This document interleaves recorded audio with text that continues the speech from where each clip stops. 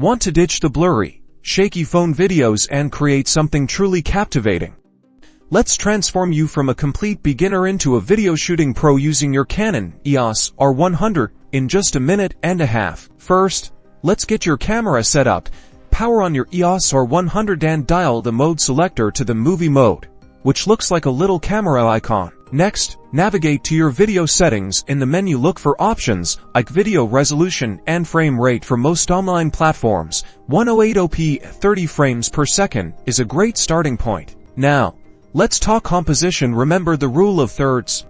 Imagine dividing your screen into 9 equal parts with 2 horizontal and 2 vertical lines. Place your subject at the intersection of these lines for a more balanced and engaging shot. Stability is key. Hold the camera with both hands close to your body, or better yet, use a tripod. This will eliminate those shaky, unprofessional videos. Focus is your friend.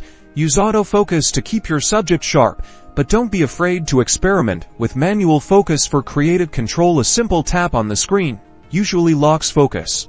Light is essential. Shoot in well-lit areas whenever possible. Natural light is best, but if you're indoors, use lamps or softboxes to brighten your scene. And finally, experiment.